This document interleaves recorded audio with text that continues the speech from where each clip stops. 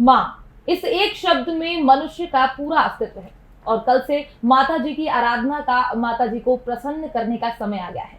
कल से 9 दिन तक माता जी की उपासना की जाएगी। क्या रहेगा नवरात्रि में इस बार विशेष, तो चर्चा के लिए हमारे साथ स्टूडियो में मौजूद हैं पंडित हेमंत पालीवाल जी। तो पंडित जी, आपका बहुत बहुत स्वागत है, आप हमारे स्टूडियो पधारे। पंडित जी, हर बार ऐसा कहा जाता है कि माता जी अलग अलग सवारियों पर आती हैं। इस बार माता जी गज पर सवार होकर आ रही है, तो क्या प्रभाव रहेगा मनुष्य के जीवन पर उनके गज पर सवार होकर आने का?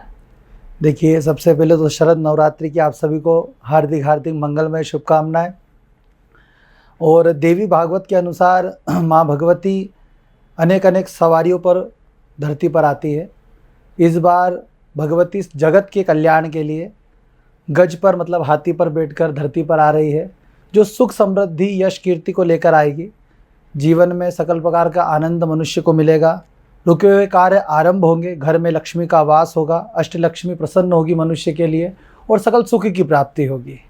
पंडित जी, घट स्थापना के क्या मुहूर्त रहेगा और इसकी संपूर्ण विधि क्या है? जो हमारे दर्शक, कई बार ऐसा देखा जाता है कि पूजा अर्चना करने में कई बार कुछ कुछ गलतियां हो जाती हैं, तो कृपया इसकी सही विधि और मुहूर्त हमारे दर्शकों को बताएं। देखिए, माँ भगवती की आराधना बहुत ही सुंदर और बहुत ही सरल है। मनुष्य अपने मन की भावना से भगवती को प्रसन्न कर सकता है, कुल देवी के रूप में प्रसन्न कर सकता है। भगवती की आराधना के बहुत सारे शुभ मुहूर्त है। ब्रह्मकाल है, उसके बाद में सर्वप्रथम प्रातःकालीन मुहूर्त रहेगा, सुबह 9:15 बजे से लेकर 12:15 बजे तक। फिर उसके बाद में अभिजीत नक्षत्र का मुहूर्त रहेगा। उसके बाद में 1:30 बजे से वापस शुभ का मुहूर्त प्रारंभ हो जाएगा, जो 3 बजे तक रहेगा। ये भगवती के अधिक अच्छे मुहूर्त बताए गए हैं। भगवती की आराधना बहुत ही सरल है।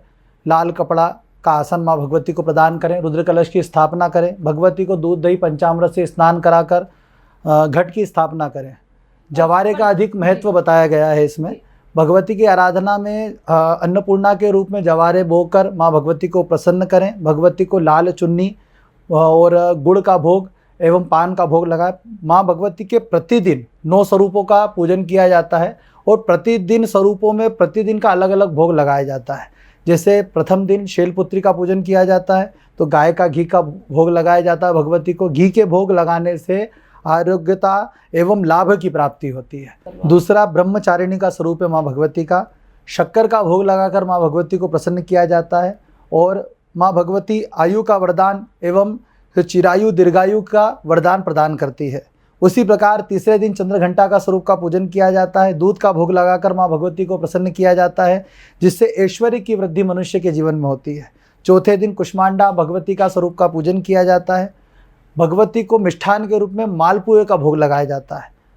मन के शीतलता, मन का मनोबल माँ भगवती बढ़ाती है। मालपुए के भोग लगाने से मनुष्य का कल्याण होता है। पंचम दिन स्कंद माता का दिन होता है।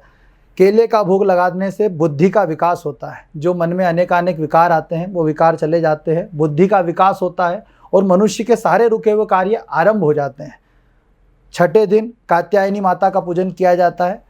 पान और शहद का भोग माँ भगवती को लगाया जाता है। कात्यायनी माता सौंदर्य की प्राप्ति करती है, मनुष्य को तेजस्विता की प्राप्ति होती है, रूपवान मनुष्य बनता है, संसार के भव सागर से वो तर जाता है, सकल कार्य आरंभ हो जाते हैं। सप्तम दिवस काल रात्रि माँ भगवती का स्वरूप का पूजन किया जाता है। गुड़ का भोग अति प्रिय बताया गया माँ भगवती कात्यायनी को। जैसे ही माँ भगवती को गुड़ का भोग लगाते हैं, माँ भगवती शोक एवं भय, जो भी मन में भय भरा हो वो सब दूर हो जाता है और मनुष्य सकल आनंद की अनुभूति प्राप्त करने लगता है। और अष्टम दिवस माता गौरी का पूजन किया जाता है। माता गौरी को श्रीफल अति प्रिय बताया गया है। माँ भगवती श्री यानी लक्ष्मी का स्वरूप और माँ गौरी का स्वरूप जो है, माँ भगवती के स्वरूप में जैसे ही पूजन किया जाता है, मन की सभी इच्छाएं पूर्ण हो जाती है। अष्टमी का स्वरूप भगवती का स्वयं का स्वरूप बताया गया है।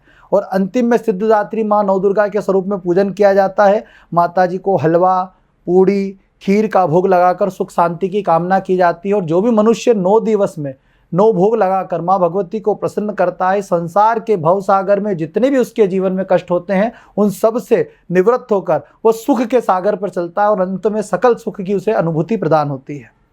पंडित जी, जैसा कि आपने बहुत सारे मुहूर्त बताए जिनका अलग अलग महत्व है। जी कई बार भक्तगण जो हैं वो उनकी कई अनेकों मनोकामनाएं होती हैं। जी माता जी को प्रसन्न करने की तरह तरह के प्रयास करते हैं, मतलब बहुत सारी तैयारियां जैसे लोगों ने अभी कर रखी हैं। जी तो जो आपने मुहूर्त बताए हैं, जी। ये इनका भी कुछ अलग महत्व है कि व्यक्ति की कोई मनोकामना है, व्यक्ति की कोई मनोकामना है जी तो उसको किस मुहूर्त में पूजा करना चाहिए, लाभ मुहूर्त में पूजा करने से किस तरह का लाभ होता है, जी। जो भी आपने जो मुहूर्त बताए हैं जी उसमें उनका क्या महत्व है?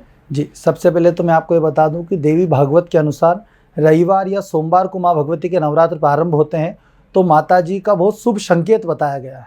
माता जी इस बार हाथी पर, जैसे भी मैंने बताया, गज पर बैठकर आ रही है, तो माता जी सुख समृद्धि लेकर आ रही है।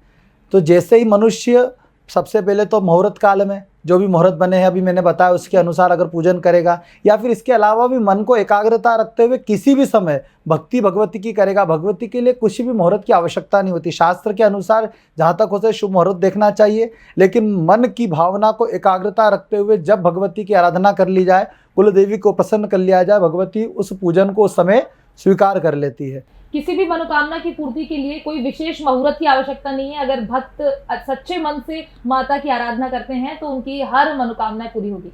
सबसे पहले तो जो हम भगवती की आराधना कर रहे हैं मन की एकाग्रता से करना चाहिए। शास्त्र में वर्णन है कि शुभ मुहूर्त में माँ भगवती की स्थापना करें, पूजन करें, भगवती की आराधना करें, कुलदेवी को प्रसन्न करें। लेकिन जब मन एकाग्र हो जाए, जब हमारा आत्मा से परमात्मा का मिलन हो जाए, हमारा मन भगवती के चरणों में लग जाए, वही शुभ मुहूर्त होता है। उसी समय माँ भगवती